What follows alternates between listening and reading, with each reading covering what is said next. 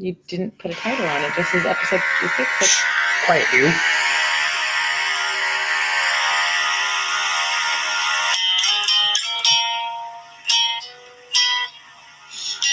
need a title. We don't have a title. I can't give a title because then I give stuff away. I can't give stuff away. You can't be creative and not give I was going to call it Get Natalie to Do It, but that seems just wildly inappropriate. Yeah, creepy. Are you going to play the whole tuning thing? No, because eventually it's going to... I'm playing it off the radio, so it's eventually... the last episode. So eventually it's just going to be 3 ghosts, 2 trippers, and a... cut. I'll fade it. If anyone is difficult, You didn't fade it very well. Okay. Good evening. Hello, everyone. Hello. I'm Natalie Crist. Oh my word, you're getting right into it. And I'm What Christopher else do you wanna Balzano. say? You don't have a title. And welcome to Tripping on Legends, episode 56, Getting Natalie to Do It. This is our first Facebook Live official episode. We have done video episodes before, but never live. And we actually did do a live one straight through Hipcast once. Yes, we did. But not like this. And the reason why we're doing it is because Natalie wants to make me have a really hard... Are you going to share it? Sure. Yeah. Natalie wants to make me have a really hard time reading the information because I come prepared with all of these notes, which I then have to read spontaneously. And then they're not really notes. They're print-offs. Well, I've got them highlighted. See, and can you read that highlight? No. No. Because God, no. Dr. Stark, his font is really small on her website. Okay. And second, it's highlighted in yellow. No, but what we wanted to do is we wanted to do the show live because we get a lot of engagement. We've been getting a lot of engagement during the live shows, and people have really great ideas. And when we go out into the field on an actual legend trip, it generally tends to be our ideas. What do you mean our ideas? Well, basically, it's like, here's my perspective on whatever we're going to be doing, and you agree, and you ask questions, and that gets me to think. Okay. And that's like an amazing role that you fill. Thank you. No problem. Just trying to compliment you, build you up before I tear you down. But you're so good at that. But we're between ourselves. You know what I'm saying? We're rambling around on the same things. Right. I thought the live show and taping it live would get people to ask us questions that we might not consider going into it. Oh, I see. You want an outsider's perspective. Outsider's perspective. Are you looking to replace me, maybe? Like even replace you with an entire audience of people? No, exactly. you are irreplaceable. Solo. Like you are irreplaceable. Remind me off of the audience. I told you the thing that I said to Ella last week. No, but yes, I did. Look at the okay, sorry. So don't order me around. So we thought we would do a live show. Because they get a lot of buzz and people can kind of tell us what they think beforehand. Sure. And then maybe it raises some interest in the actual following us the day of. Oh, okay, I see. So I thought that would be really cool. So please feel free to ask us questions as we go to point out things. And of course, we're going to be talking about some things that might be common because they're common in folklore and they're common in Native American lore. This is the Native American one? See, I've already started to win her heart. Yeah. So if you have similar things that are occurring with the Native Americans from wherever you might be from, right? A lot of these people are from Massachusetts that join in, stuff like that, the Wampanoags and the other tribes that aren't as important as the Wampanoag. This is your opportunity to chime in with some of that stuff. And it gives us some perspective. So, for example, when we're talking about mounds... Mm-hmm. Do we have mounds? We have mounds. Oh, like real mounds? We've got the granddaddy of the mounds. Here? Are we getting ahead of ourselves? We are. We are getting ahead of ourselves. I know nothing. So going into nothing. this, I know nothing about what he has been researching or talking to Dr. Stark about or where we're going to go this weekend. Mm-hmm. No idea. So the funny thing is that I said, blindly. oh, we're going to talk about the episode tonight. We're going to talk about where we're going. And for the first time ever, Natalie wrote back, I want rights of refusal. Mm-hmm. Mm-hmm. Now we've done some things before where Natalie has said, especially going into it, I don't want to do that. And then I usually can convince her into doing just about anything. I as figured long if as it she was has in a writing, flashlight. but see, now it's in Now, writing. right, but right, It's in but it's writing. actually I have in the writing. right of So, refusal. so what I thought was the kind of twist of the episode is it's me actually convincing you to go on this legend trip, as opposed to you just being like, whatever, Chris, whatever you say. I don't think You I'm know ever best. like that. Okay. Our ongoing endeavor to have Tinder sponsor us is being replaced this week by, what is the place called? Wingstop. Wingstop, which has like the best wings of all time, minus that Wing It. When it used to be the place. I don't agree. You don't. Where wings are better? Buffalo chips and burrito are way better. Buffalo chips. Oh yes. But I'm talking about like. Keep going. This is not a restaurant review. Okay, no problem. I want to start tonight by saying who we're going to be citing with this evidence. Yeah, because is her name Brandy? Her name is Brandy. Oh, yes, I can't remember. Brandy Stark. Okay. Which I'm always wrong about those kinds of things. So it's Brandy Stark, and actually we're going to be referring to Brandy as Dr. Stark. Correct. Because I always think that you should give the doctor. She's earned it. Yep, she's earned it. And as well as her, some information we got was from Safety Harbor Ghosts and History Tour, which I haven't. Safety Harbor. Which I have a email out to. Okay. Just being like, hey, Brandy got a lot of her information from the Brief History of Safety Harbor by Warren Fersher still and Laura Hepner. And then kind of the original spark of this would be our good friend Mark Muncy. This is Freaky Florida.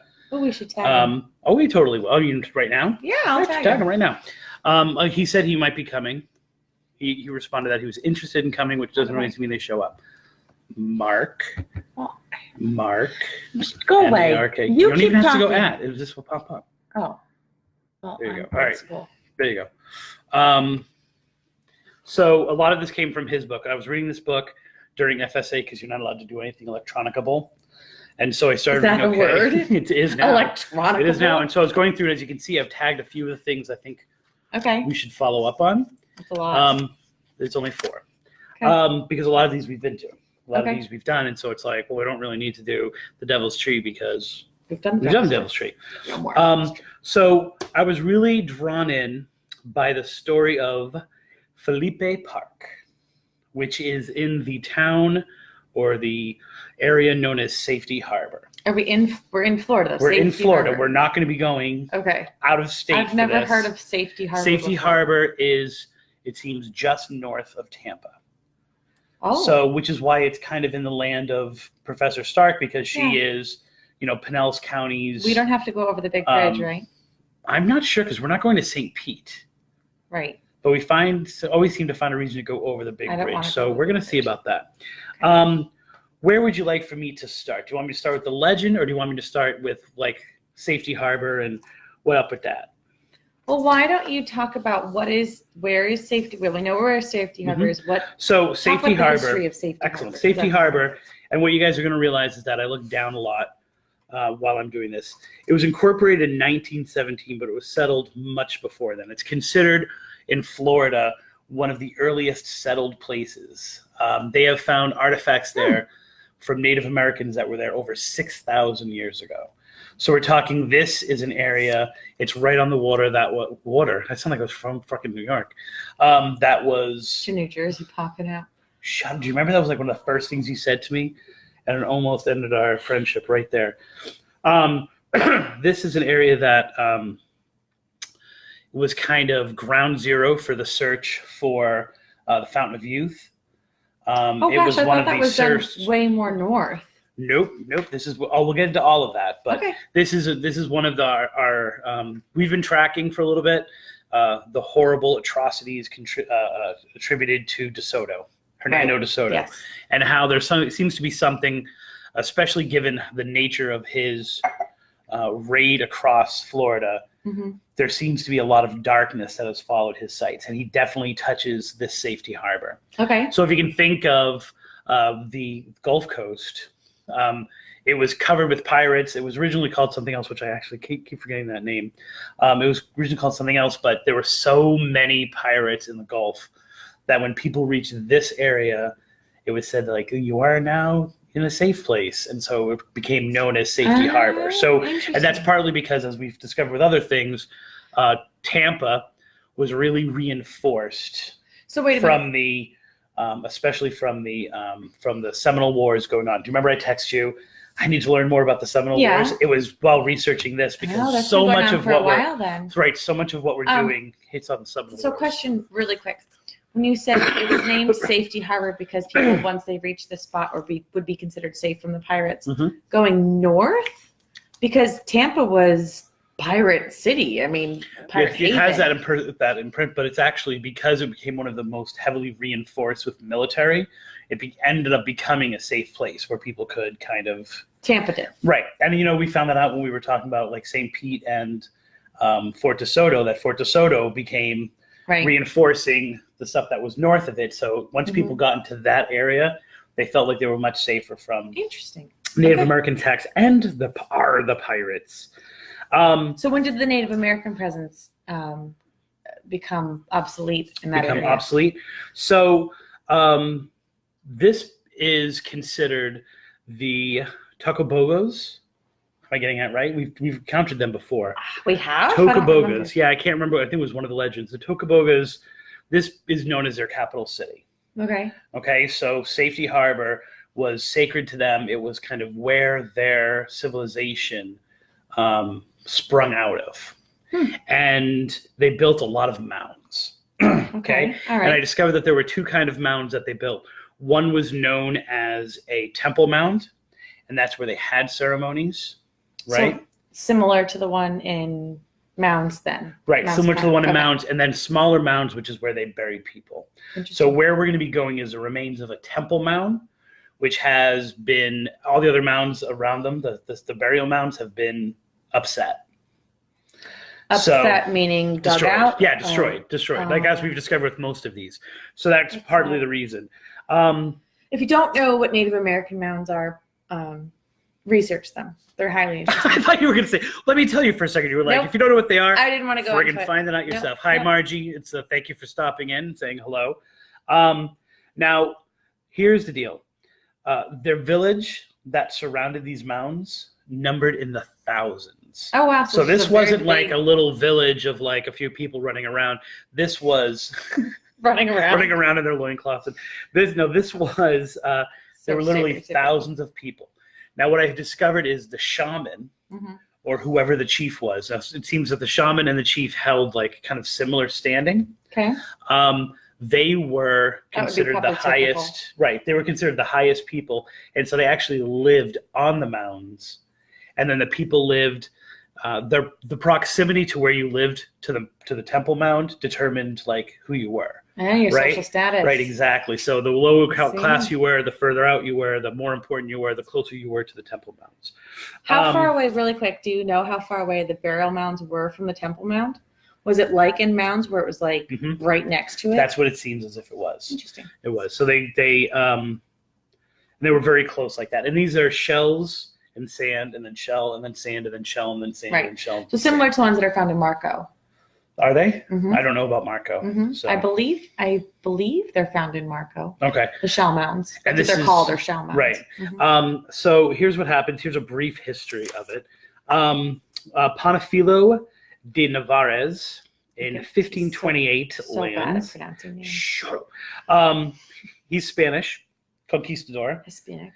He comes in with 400 troops, and they pretty much annihilate the place. They're looking for gold. This is the first. What year are we talking here? 1528.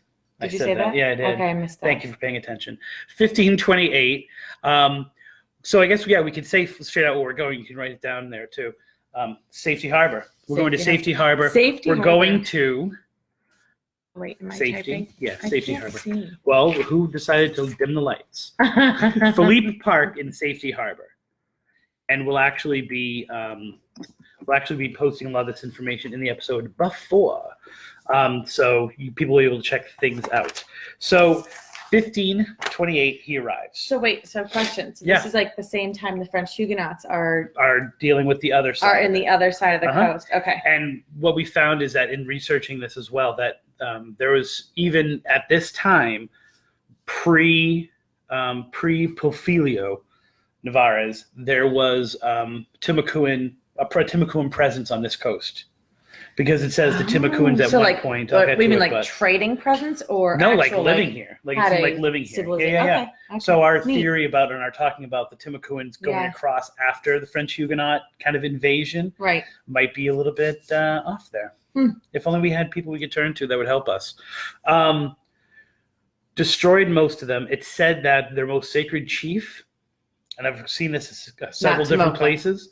No, they cut off the chief's nose and fed it to his war dogs. Why? And I found that reference in different. Some say they just cut off the nose and fed it to the dogs. Some say his war dogs, because it was the ultimate insult. Like, I am so amazing that I can feed your body parts to my dog.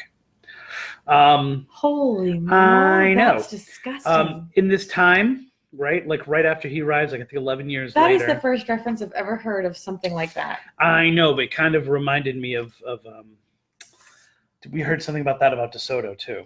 Something cruel he had done like that. But there's also, at the same time, about 9 years after that. The elephant was DeSoto, right? But Yeah, it was the elephant. Maybe it's the elephant in the trunk. I'm getting confused. I don't know. Trunks and stuff like that. Trunks, nose. DeSoto comes as well. He is searching. He has been told that the Fountain of Youth is here. Okay. And he joins along with the Ravages. And so pretty much between the two of them and disease and everything like that, They're wiped out. they're pretty much wiped out by 1565. Oh, wow. Really And quick. they merge with the Calusa. So it says those that remained gave it up. And I've actually read this before about this tribe, that they totally merged with the Calusa. Which we know all tribes either were Calusa or Seminole, right?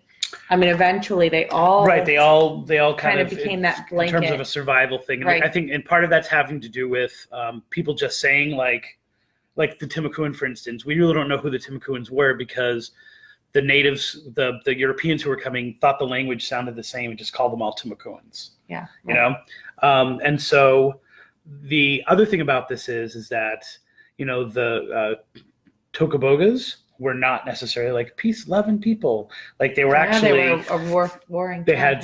had slaves from the tribes that they had had warred with and things like that. So, these were not necessarily an easygoing kind of thing. Like, this was pretty vicious on both sides, but obviously highly, outgunned and outmanned.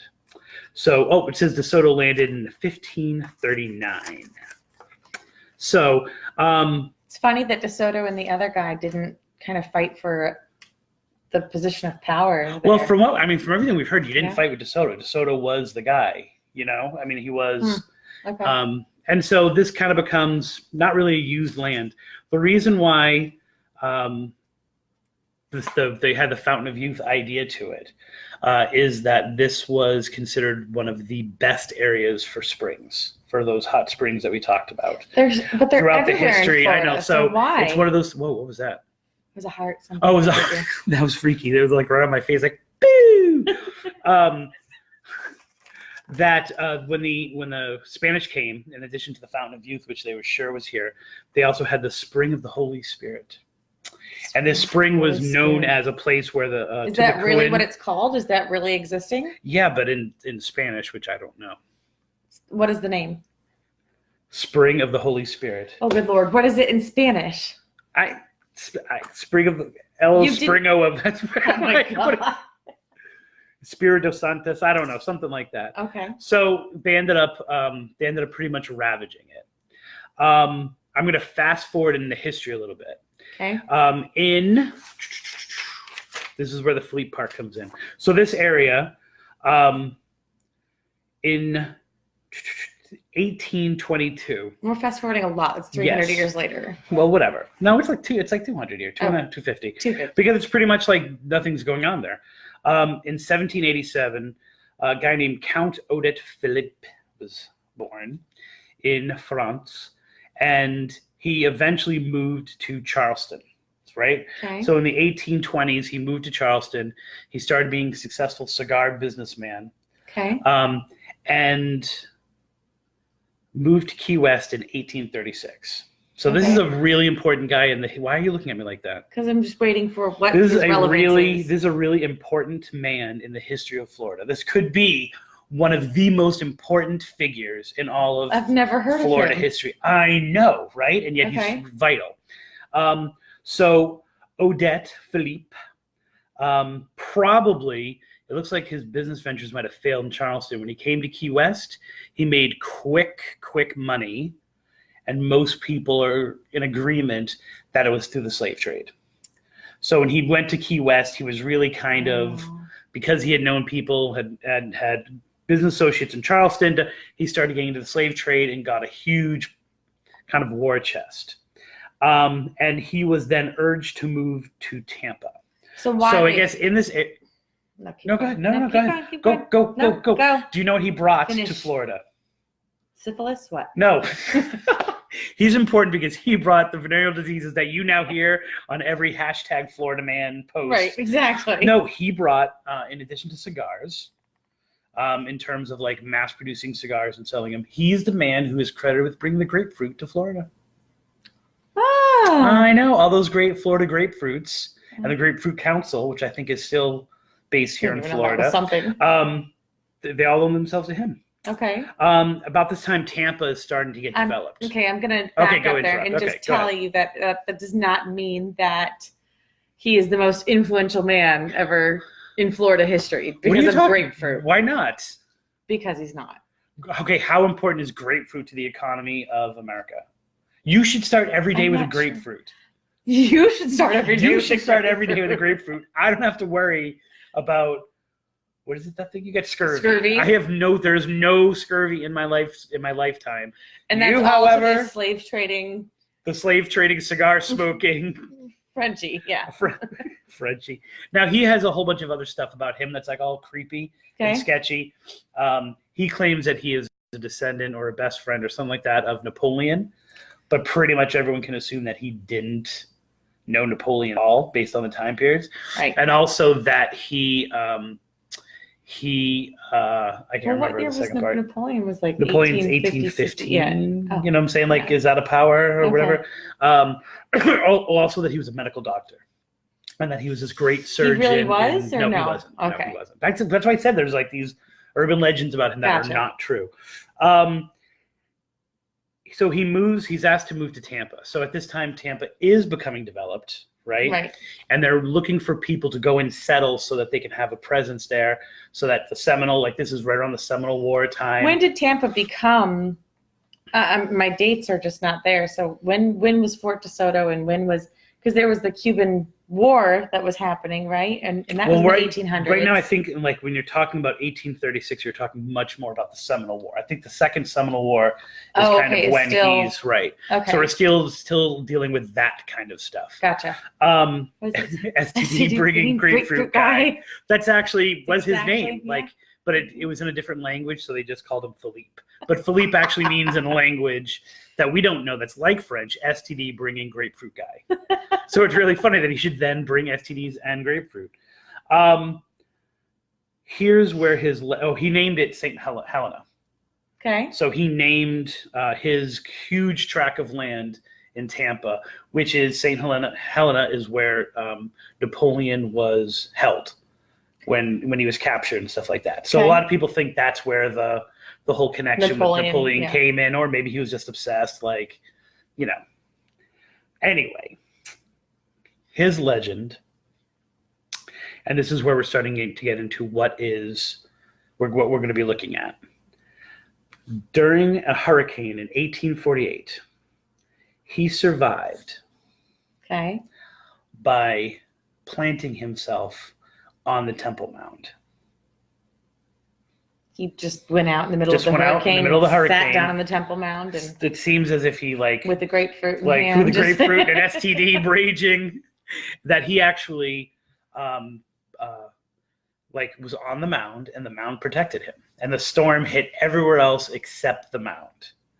Okay, right? was his Mount Helena still intact? Is his No, estate? like things got pretty much devastated on either side. Okay. Or the way that it made it Did he seem as have if, a like, family? I mean, he had a huge tract of land, so some of it had to have been destroyed. Was that on his Didn't tract really- of land? Yeah. It was built. Yeah, it was built. Okay, so he's partially He's responsible. partially responsible. That's why where we're going is see. called Philippe Park. It's part of the land that he used to I own. see. Okay. And it really ties into that this mound is considered safe from hurricanes. Like, it actually is indestructible in some ways. How tall that is this there mound? is. I'm glad you asked.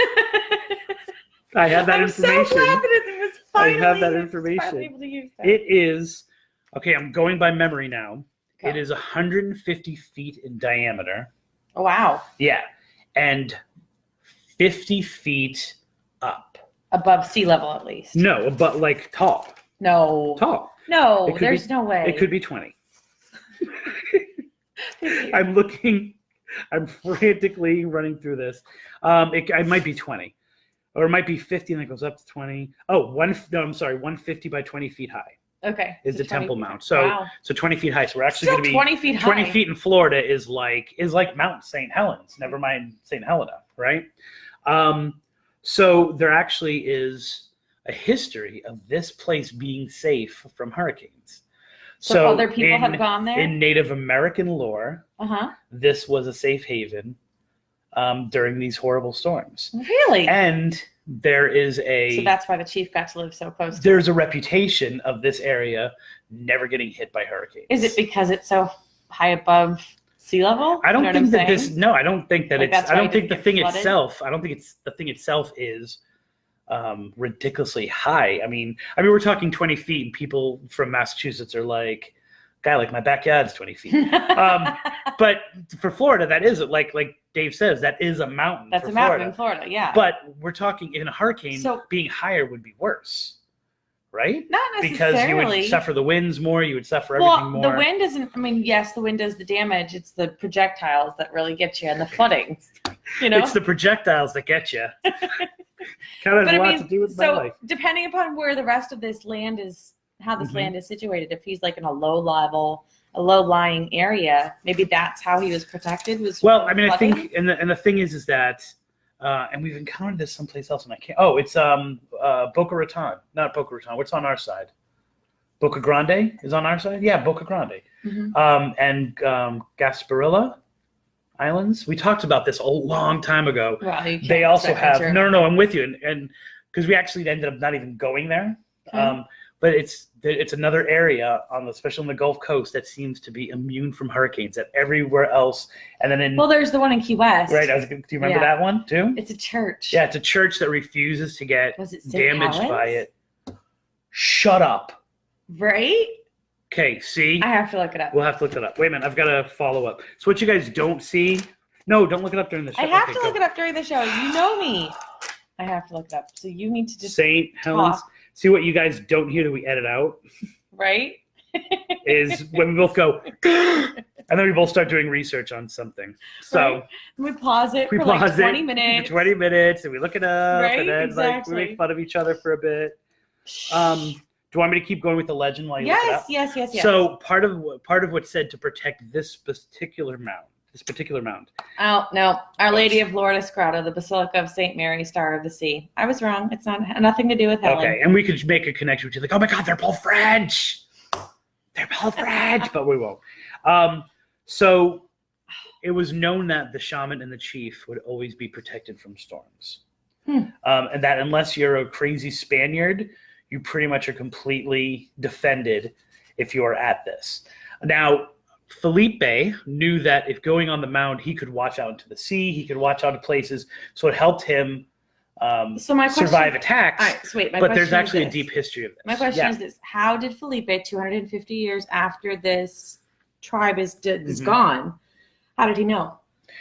There's two possible reasons. I think there's a metaphysical reason and then a physical reason. Okay, The physical explain. reason is it makes sense if you don't have Doppler radar and you don't know where a storm is coming from. Right. You would go to the highest point, especially overlooking the water. Hurricanes come off the water Sure. to know where the storm is coming from, Mm-hmm. right? And he knew it from being like just protective of his area, that was the place to go to observe the world around him and to get a thing. Okay. You could also say he was drawn to it, right? So the metaphysical reason is the same thing that drew these shaman and these people to build those mounds where they built them.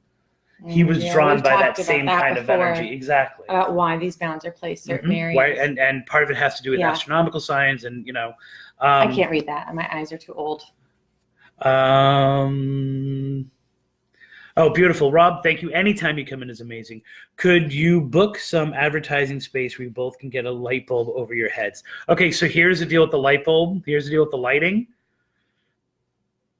Natalie wanted low lighting because she's got a little bit of a complex about being on camera. So the sacrifice to her actually doing the live show on camera. Oh, I thought you were going to do Up like the Statue of Liberty. The opposite side of doing the live show and actually having her appear on camera was she demanded that it seems like we do it by campfire. I like it better. And I feel like it's more mood. I do too. I think that this is the perfect lighting for it. Anyone can do. Shut up, Dave. Dave, what you know about nothing, Dave? I think you're gay. Oh, I messed it up. I think you're gay, Dave. So the shaman were protected from the mounds. Now here's the deal. Here's how they became protected. It is said that they summoned the great spirit of the land from this mound. And that great spirit came in the form of a giant. And this giant has been described as being both like a monster, right? And like a cloudous monster kind of thing. But then also that adjective? A cloudous? I made up another word. I invented another word. A cloudous. That means having the qualities of cloud. So light and fluffy, but a monster. Yes. Kind of like the Stay Puft Man. I think the Stay Puft Marshmallow Man, but yes. That's awesome. What did you do, Ray? But then also like of a more person-like creature. So the Marshmallow Man. So the Marshmallow Man. So one or the other. And it was said that this is. I wonder if the Ghostbusters got the idea for the State Puff Dude. Right while they were eating grapefruit. Probably. They were and antibiotics doing for syphilis. reads. There you go. Hey man, half those people are dead. Oh my god. It says that the thunderstorms, which are frequent in Florida, if you live here, especially during certain months, are actually the battles between this great giant and the forces of evil, which are looking to come down upon the natives themselves. I love that. That's awesome. Right, and we've touched upon that before, these great big battles and things like that are often focused around the water. So that's kind of the background of this. Okay, neat. So obviously, as things are going on and as the area is developing, all of these mounds get destroyed. Right, they pretty much just crush everything. Grapefruit Dude destroys the mounds. Grapefruit Dude seems to be pretty cool. Most of the mounds, not pretty cool. That whole slave trading thing probably takes them out of the rank of that. But there is a lot more construction in the late 1800s and early 1900s. Okay. And that's what kind of does it. This is, and I'm trying to find the notes on this. 1917, I believe it gets incorporated as a park. As a park? Or as a national, like a historical place. Oh, okay. And it is actually the first historical place dubbed in the United States. No. Now I've heard in Florida. That's not true. I've heard in Florida, and then I've heard another one that said the United States. Okay. So I'm willing to go the Florida one. I'm not willing to go the United States. Wait a minute. When was Mounds officiated? That was the early 1900s. It's like 1910. This one I believe is 1917, but I'm not ready to commit to that just yet because I can't see half of my notes. Thank heavens I wrote in 3 different colors because I knew that I was preparing myself for. Wait. Nope. Look, you can have the lighting now. We shouldn't have gone. Okay, that's enough. That's great for our live audience, but their tapes are going to be like, what the hell is going on here? I know. So it said to still be haunted. It said that this area is extremely haunted by several different things. By the cloudous monster, or no? No, the monster itself is not seen, but shadows are seen, which are thought to be the Timacoon. The Tomokabogas. But not Tomokabogas. You just combined the 2 different tribes. It is because they should be combined. It said that the dark figure of the shaman is seen every sunset climbing the mound to get to the top to summon the Great Spirit to protect. Interesting. So that he is still making that trek up. So that's the primary thing but only that we're going to try to the get. shaman is a shadow. You see a shadow, not an actual corporeal. Right, not like an actual, like, they do a reenactment, or that, like, to this day, the remains of the Timucuan or the Calusa or the Seminoles go up there to do it. Like, it's literally the ghost, like the shadowy ghost of the shaman goes up, climbs up the mound. I have a question. Is it going to be like we have in... Thank goodness it wasn't taken over by Walmart. Is it going to be like the one that we had in... The Guardian? The one in Asher? Right, where it actually was... That's what not we're Asher, looking to Astor. see. Astor. I said Asher. You said Asher. Yeah, not in that's the kind of... That's what we're looking to see. Yeah. Okay, so it is like a full embodiment. A full embodiment, or a shadow at least, because that guy was really a shadow. We just could make out some features. Right, we could make out features. Or I could make out some features. Yep. There are other shadows that are seen. Okay. Odette Philippe is buried near the mound, but no one knows exactly where. There's no marker that says anything whatsoever where he's actually buried, but it's said that he's buried. Natural causes, syphilis, probably. Some kind of STD that couldn't be cured by grapefruit. That's a great question, Margie. I wonder if you can hear drums and voices. Well, those are the two things that we're going to be looking for. So we've run into other. The lore? No, but they didn't know what to look for. They weren't as good as us. Who wasn't as good as us? I don't know everybody. Dr. Stark. Dr. Stark. Is Dr. Stark? So, Dr. Stark is she a authority on Native American lore in this area? I would say that she's an authority on Native American lore, folklore in this area. Yeah, history. I don't want to say yes or no about it, but I mean she is. So Dr. Stark, we've run across several different times. I think the first time was we used her information on the mini lights. I want to say that's the first time. Okay. She runs a website called Pinellas, Urban Legends of Pinellas County. Is that what it's called? I don't know. I'll double check on that. But we will post her link on there. But I'm pretty sure it's Urban Legends of Pinellas County. So we contacted her just thinking that she was just someone who ran a website. She's actually a college professor. That's right. And we were actually supposed to meet with her, and then we weren't able to connect. And we've been definitely kind of going around the same circles. She's good friends with Mark. I didn't know and that. Stuff like that. Yeah, like they're connected too. They've spoken at each other, but they're also reference each other in their materials, things like that. So Mark has covered this location in his Freaky, book, Florida. In Freaky, Florida. Again, Mark's book. He actually, if you look at the title of it, he says "The Wonder House, the Devil's Tree, the Shaman of Philippe Park." Ah, really? Yep. So that's what we're going to. Now, Professor Stark, like I said, we've missed her here and there on different things that we've done. And I was actually supposed to go on an investigation with her, if you remember that, like a few months ago, probably like 6 months ago now. I don't remember. Because there's this whole section of Tampa that's known as like Cigar City that started with Philippe. So Philippe brought the Odette cigar industry to Tampa. It seems like he made it grow, and that became like a So primary that old driving cigar force. warehouse that's haunted. That we've heard about? That's all connected to him. So I even said that to her. I was like, "Oh, I wonder if this is connected to those things." And she's very much like, we're going to get into another thing that we're going to be looking into while we're there. She's very that's not confirmed. That's nope. I'm not willing to say that. Like, this is not. And if you look, and I'll show it. I'll show it to you. Wait a minute. Is she going to put totally buzzkill, or it meant something at the time? Doesn't matter. We're approaching it from two different ways. You know what I'm saying? Like,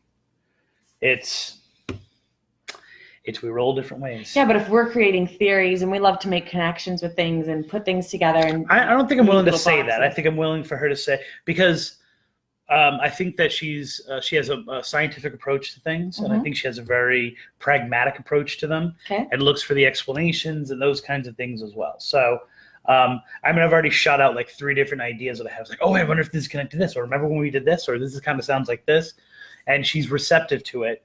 But I think that's where I'm driving towards. Is she receptive, or is she totally going to shoot it down? Like, nope, shut up. We've never really talked about this. And this is a great Facebook Live thing, but we probably couldn't stretch it to an hour, would be this idea that oftentimes, now keep in mind, she's a college professor, to be credible, you have to be solid. Right. And maybe some of those theoretical things we do are a little bit too like not wishy-washy, but yeah, like but we call it too that. much. We call we it do. theoretical. We call it like and this we have is- complete pride in it. absolutely. But that doesn't mean that, if you're trying to gain some kind of level of credibility, a lot of people feel that you can't be like that. That's like one of the ongoing so issues. credibility of and paranormal. creativity are not synonymous. I don't think You know what I mean? Right. I don't think it's creativity. I think it's Why isn't it? I think it's more solid versus esoteric. Okay. More concrete. I see what you're saying. And like, this is unsubstantiated. This is what's being said, but it's unsubstantiated. Whereas we go, dude, like one person posted that they saw a ghost of this little kid there. And so maybe we should totally go off this theory that we can go there because we're theoretical. You know what I'm saying? Right. We're analytical folklorists. We're looking at how the story evolves. She's as long probably as looking a little bit more as on this. she doesn't, like I said, buzzkill the theories that we throw out there. Mhm.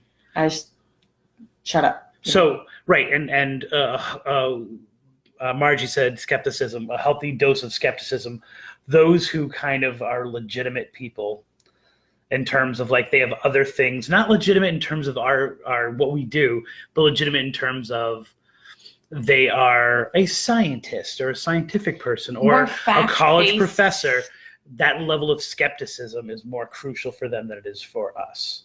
Okay. We don't embrace the skepticism as much because we are not caring whether the ghost itself is real or not real.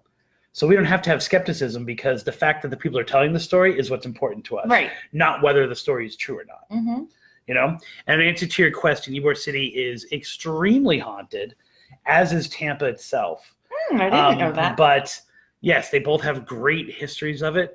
And I was looking into it, and there's actually all of this information right here is about a spa that is in Safety Harbor as well.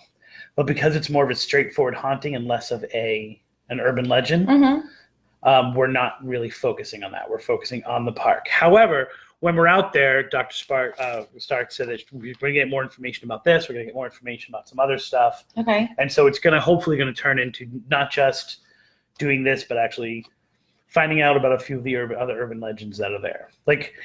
She said that the haunted springs spa is not very receptive to people investigating it. But we're not investigators.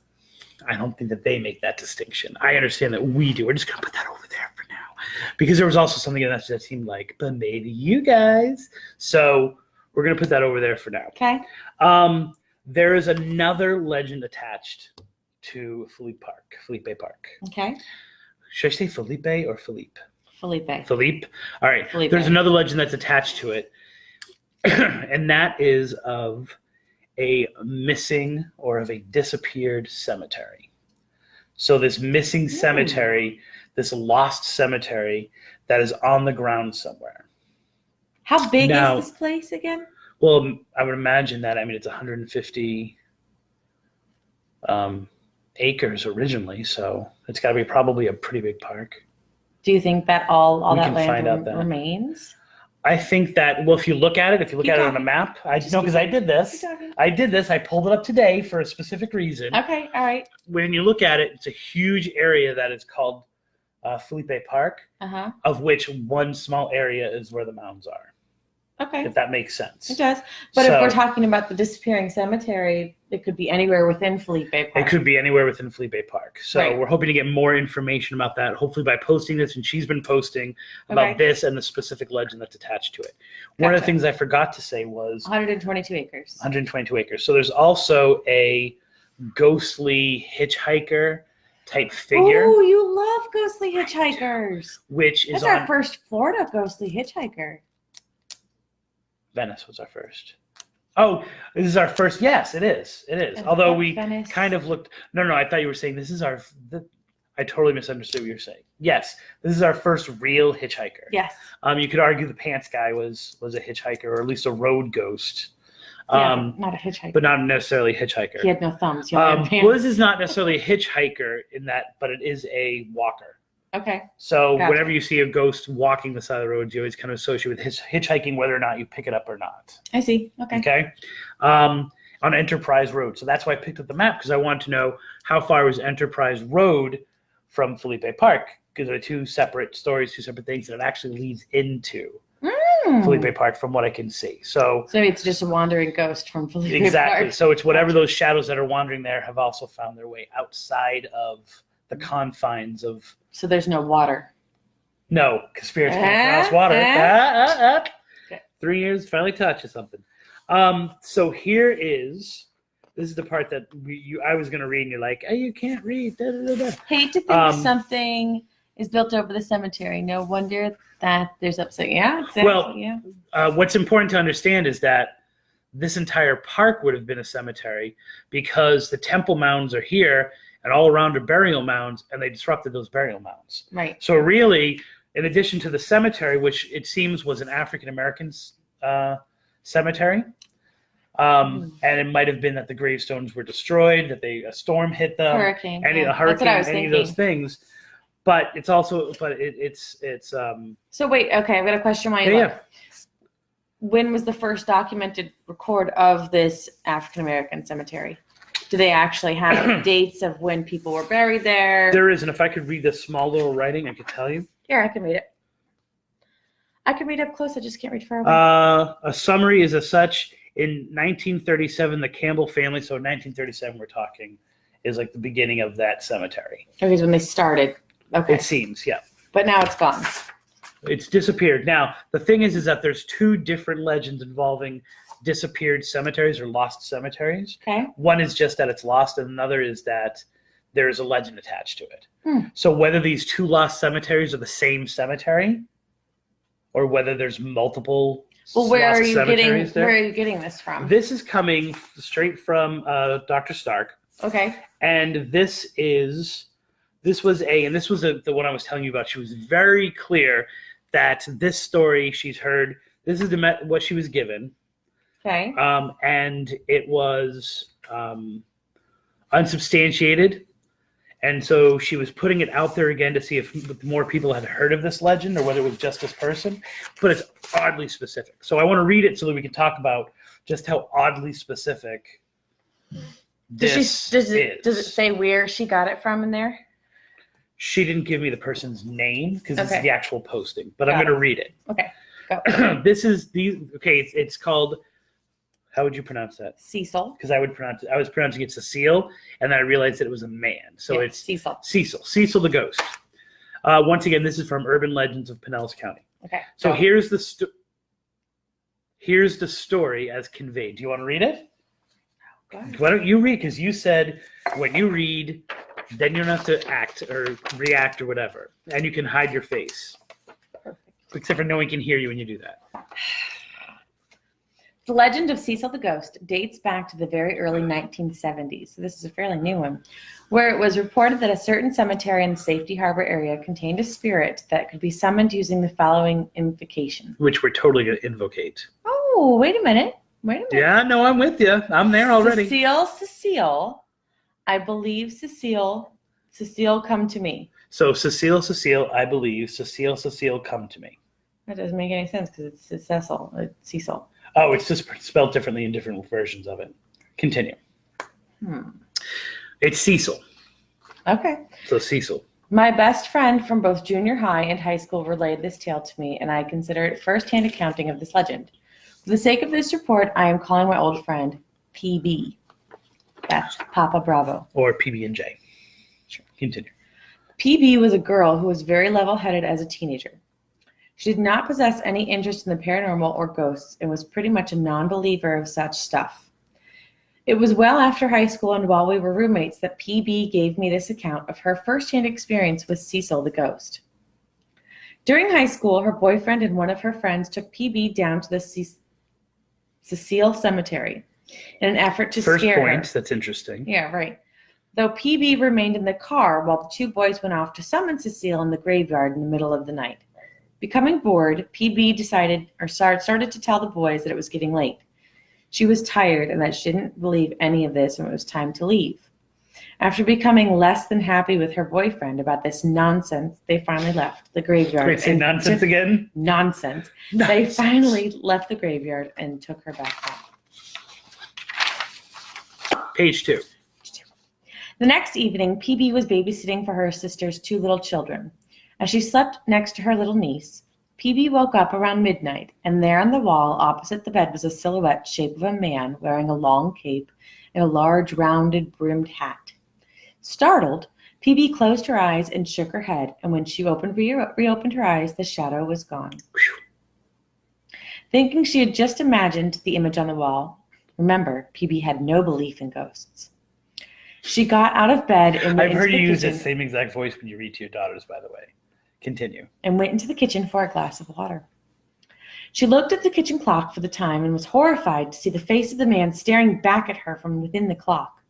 Somehow, this still did not convince PB that ghosts exist, as she rationalized it away as many people do when encountering the paranormal. However, just a few days later, after leaving the same sister's house, PB drove the usual route home, stopping at the same T intersection she always stopped at. Though I cannot describe the make and model of her car at this time, as she was the only one in high school to have this very stylish car, I will tell you it had white leather interior. When PB pulled up to a stop sign... I mean, it's hot. They have leather interior in Florida. It's hot. Very hot, yeah. When PB pulled up to a stop sign, looking first left, then right, again as usual, only this time when she glanced to the right, there, sitting in a car in her passenger front seat, was the same shadow she had seen on the wall. Did that say in high school? She was near her high school or just in high school? In high school. In high school. PB was terrified and could only think of one thing to do. That was to shut her eyes tightly and start saying, "Cecile, I believe in you, please go away." So the opposite. So rather than I call to you or whatever it was, Right. I believe in you, Go away. Come to please me. go away. Yeah. I believe in you, please go away. When she reopened Which her also eyes, works for dating apps. Continue. you just block people. You don't have to Boy, do I know it. Continue. You don't have to implicate anything. When she reopened her eyes, the shadow was gone, and she drove home and never saw Cecil's ghost again. Cecil, however you say that. What really validated the honesty of PB's account, besides her being my best friend, was once she had finished telling me this tale to me, I jokingly began to recite the Cecile, come to me invocation, and PB dove for cover, nearly crying and shaking like a leaf at the thought of the apparition reappearing. She literally begged me to stop. In fact, even this partial invocation frightened PB so much that she moved out of our apartment and back in with her parents within 24 hours of relaying this tale to me. So, we're going to be looking for Cecil. Cecil. We're going to be looking for Cecil. Wait a minute. Time out. Yes. How did she know it was a man? What do you know? What do you mean? Well, because it said first she saw a shadow. Yeah. It just said she saw a shadow of a cape. Well, we've done that and a before. large Where brimmed we've hat. felt like we are seeing a shadow, but we get a feminine feel from it, or a man feel from it. Okay. So I think that's, and the cemetery is called Cecil's. well, that's the interesting thing, is that there is no evidence of there ever being a cemetery called Cecil's Cemetery. Or maybe they're just So saying, it was like, one of those things, right? But here's the weird thing. When telling this story, because she's able to find no other follow-up to this whatsoever except for the story, and yet the story itself is conveyed with so much detail that it seems weird that someone would just make it up like that. Or it's an account of just like Bloody Bucket. It's an internet fabrication. Well, what I said is that Did she have this verbally from somebody, or did somebody email this in? this was emailed to her. Okay. And so what I said was the I believe, which but the I believe part. What was that? Well, because in my class, whenever I say claim, my students go, I believe. Oh. But the I believe part, right, and then the come to me, right, are both different parts of the Bloody Mary legend, right? So there's one version that says you're supposed to say, Bloody Mary, come to me, Bloody Mary, come to me. Don't say it again. And then another version of it says... this is technically a mirror. We can see each other. It is. So stop. No. And then the other part of it is that the oldest version of the Bloody Mary legend is, I believe in Mary Worth. That's what you're supposed to say. Remember, we covered that in episode 3 or whatever it is, Bloody Mary or Mary and Bloody Mary. So there is this weird thing of like, it does reflect the Bloody Mary legend a little bit with the name in between, you know? Okay. And although where you get Cecil, we cannot figure out, both her and I have done research on this. Because when she did, like, that was my mission today, was trying to find some connection of Cecil. Why Cecil? It's not like a common name. Like, Mary's a common name. Like, you can always find, if you say Mary, something, you can always say, oh yeah, well, Mary died close to that. It's a common enough name, but Cecil or Cecil is pretty. Friend with the last name exactly spelled like that in the title. Without the E? He's Hungarian. Okay. So I'm wondering if there's a Hungarian presence. Why would you? Just because he's Hungarian? Like, I don't think we've ever encountered Hungarian mythology in Florida before. Well, there's a first for everything. Yes, it was that a family plot in the cemetery. It seemed as if the Campbells were the family that were the primary family within the plot, interred within the cemetery, that is now missing. So, Campbell, I believe. That I'm not. Did you look for a Cecil Campbell? Cecil Campbell. Campbell, no, I did not. Campbell Cecil? No. Yes, really? Yes. I mean, I did everything I could that connected this area with a name named Cecil, and this wasn't.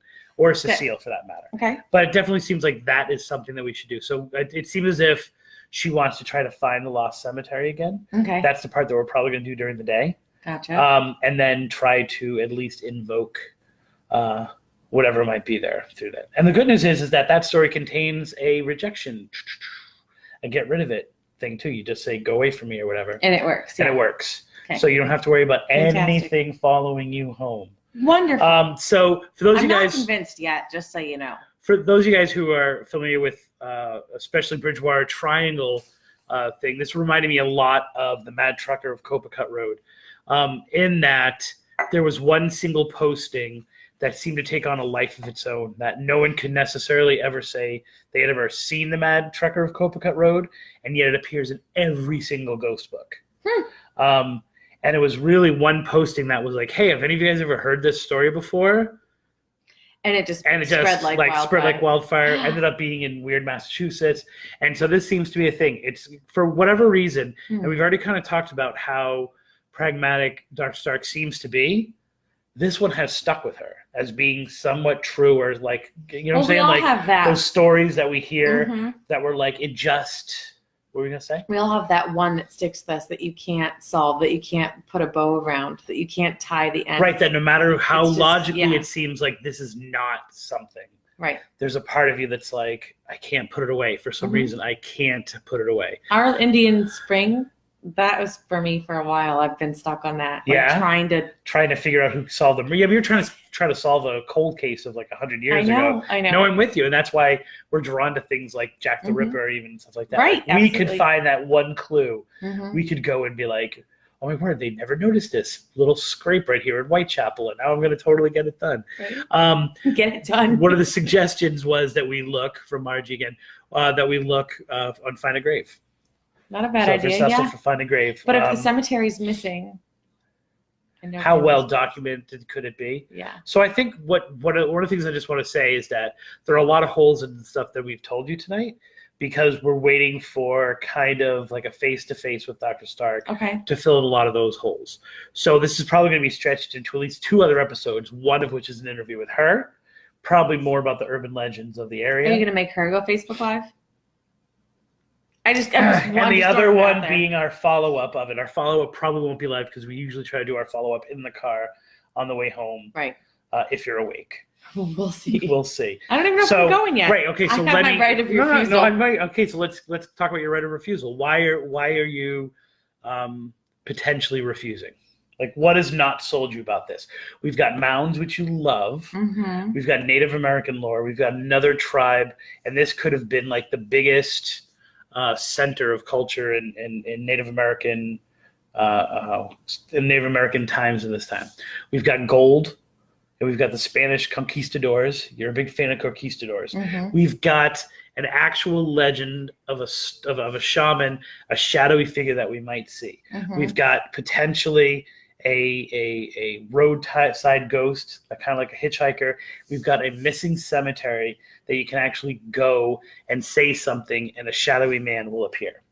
But we have What to is search not- 133 acres to find that missing cemetery. What is not drawing you in with this? Okay, honest to goodness? Yeah. There's no personal connection to any of it. There's What do you nobody there. There's no museum there. There's no historical society that we were in touch with. Yes, we've got Dr. Stark. I mean, she is a living, breathing historical society, though. Yeah. And we've got words out to the ghost walking tour, which is seems she a to be resident of that area? Mhm. She is. Mhm. So I think guess, more of St. Pete. And only someone from Southwest Florida would make the distinction between Tampa and St. Pete. But okay. So are we going to be able to come up with some sort of a connection of why this is relevant, why people are still discussing what may or may not exist within this park? well, I think part of that connection is this ongoing question of why some places get hit by hurricanes and some don't. And every single time it comes down to something spiritual. And I can't remember the exact thing. We'll have to research it. I know I still have the folder. Why this area of Gasparilla and Boca Grande is protected? Why is that church in Key West protected? There seems to be, when those things happen, and if we can take a step back and say that it's just some kind of natural phenomenon, maybe it has something to do with the way the water is, the water cools there. We don't know it, and so we make up an excuse for it, right? And here we have this area is so known for being protected during hurricanes. They've invented, or at least have created, stories around those things that you see during sunset, those shadows that you see, that the shadow is actually the shaman continuing to go to the mound, continuing to protect, even though his people are gone, even though his people were ravaged by the very people or the descendants of the people who now live there. That's the personal connection. These people see this safety harbor as being this place where nothing bad can happen to them. And yet, to explain that, they've got this really crazy story attached to it. I see. So that's the personal connection. Did that draw you in? Did that convince you? Did that convince you, audience? Should we make a vote over whether or not Natalie should agree to go? I'm just thinking like, okay, so that means we're going to be there till at least sunset. Yeah. Do you have a date on Saturday that you can't I have a date every day. I'm not convinced 100% yet. You're not convinced. I'm going to sleep 100%. on it. You're going to sleep on I'm it. going to sleep on So it. what would convince you? What would it have to have? I'm not sure. Okay. I'm not sure All right. yet. I've got to mull it over. Okay, whatever. Nothing has. Okay, so normally when we get onto something, Yeah. something pulls at me, and I'm like, okay, yeah, wait to research that. Can't wait. I mean, I think it's like a modern urban legend, because 40 years. Well, there's a lot happening. Modern urban legend and a long urban legend, and you've got these really interesting historical figures kind of making their way through. Navarez, De Soto, Philippe, that are all kind of playing on this. It's got that "Who are the shadows" thing going on. Wait, Dave said something. Can you try and experiment? Shut up, Dave. No. Say your gang, Dave. Ask Cecil to put out a candle or something. I think that's a really good idea. My question for you is, it's 130 acres. It's a very big piece of land. There's no ruins of anything. Right. Where do we go within this 130 acres? I'm going to trust Dr. Stark for that. So you and have assume no that idea. She knows. No, I don't know the answer to your question. Okay. I don't know, but I know that it didn't seem like she was like, we're going blindly into it.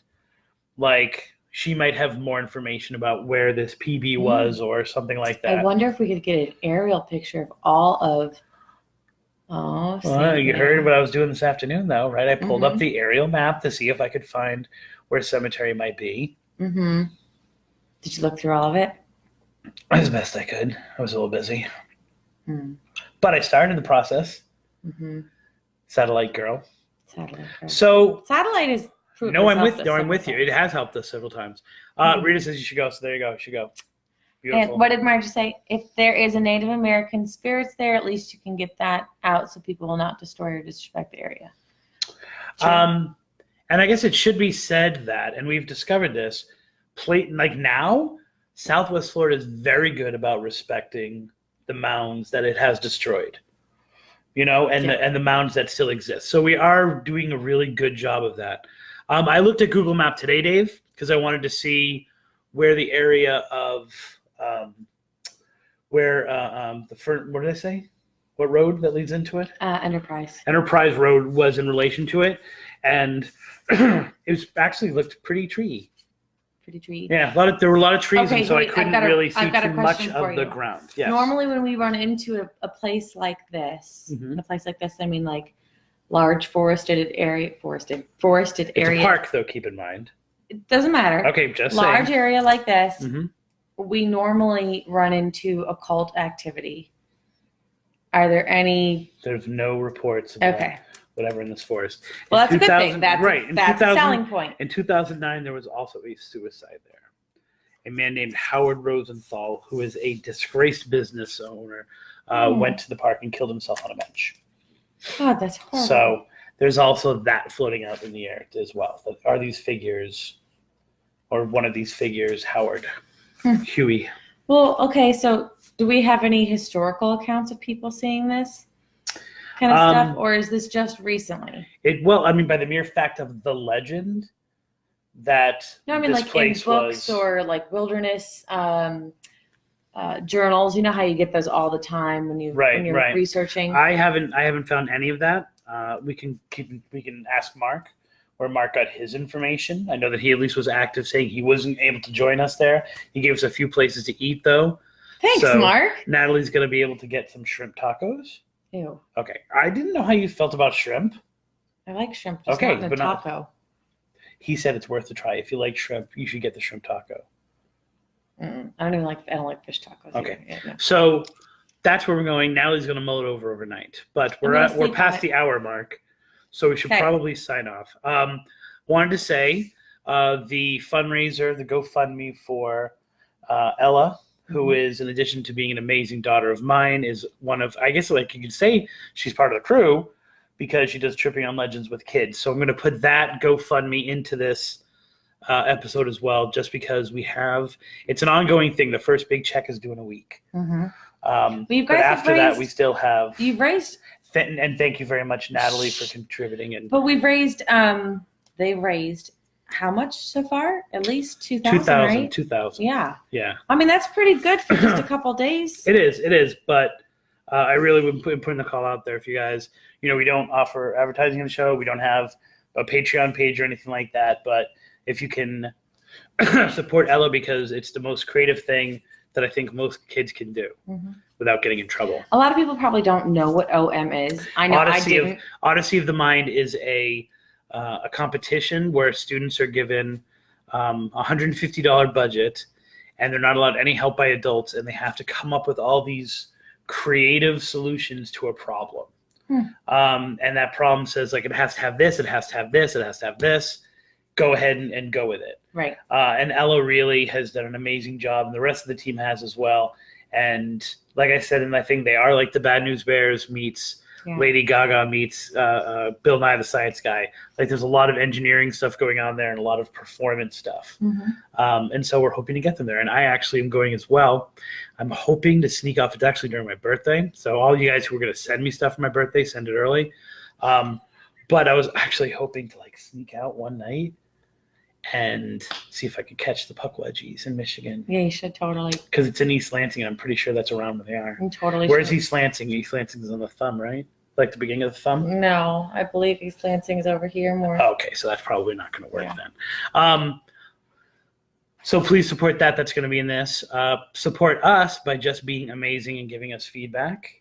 You can communicate with us via email at spookytripping@gmail.com. And Spooky Tripping is also our Instagram, which Natalie totally needs to get into because we get so much traffic on the Instagram. I know, but I don't do that shit. Okay, so I'm Stop. taking care of that, I guess. But you got your swearing. There you go. Yay! Yes, on Twitter, I am at Spooky Balzano. I'm at Nene, my friend. And of course, the best place to get everything is kind of like the dump mound of what Tripping on Legends does is here on Facebook at facebook.com/Tripping on Legends. Yep. And our website, Natalie, is what? www.wordpress.com. No, Tripping on Legends. trippingonlegends.wordpress.com. Hey, I had a little bit. And of course, our podcast. Subscribe to the podcast. It's on Stitcher. It's on iTunes. It's on Google Play. We're going to see how this episode goes. I'm not entirely sold that this was the best way to go about it. Well, wait, We're going to have to check out the quality. Okay, go ahead. It's Okay, really go ahead. late. I'm tired. By midnight, I'm a pumpkin. Yes, Right. not at midnight, So- but go ahead. But I get pumpkinish. Okay, So pumpkin. I'm like, So you're on tired. yeah, but usually your Right. pumpkiness is literally like no. Like it's much more. It doesn't sound like a decline. It doesn't fade. It's a Monday friggin' night. It is a dude. Monday night, and so hopefully, if this works and people enjoyed it, and of course we can instantly transfer it over to Tripping on Legends. If it gets, we'll do it again. Right now that you guys have seen it, we'll see whether or I not guess to do it just again. give us some feedback as far as like, do you like the live better or is it better just the audio? So please give mean- us information on that on all those different platforms. So for Christopher Balzano, And Natalie Crist. here's hoping that all your trips are Legendary. legendary. What? No, come on. What? No, Oh wait, no. yeah, we gotta play the theme song out. Really? Yeah. See what I'm saying? People expect the theme song on the numbered episode. So what's the So title? I gonna think be? that What's the title? the gonna be? title is A Lot is Happening in Safety Harbor. I think we've done that. We've done Okay. something going on. I don't know. How about We Like Mounds? No. No? Sometimes that's you funny, feel. but- Sometimes you feel like a nut. Sometimes you don't. I'm gonna have to sleep on this. Let me sleep on it. My creativity Okay. will come. Maybe we should call the episode "Natalie Sleeping on It." Goodbye. Have a wonderful night. Thank you for coming on. By the way, we need to thank people. If anyone is difficult in this world, it is you. Oh, I still agree with that. I, Oh. I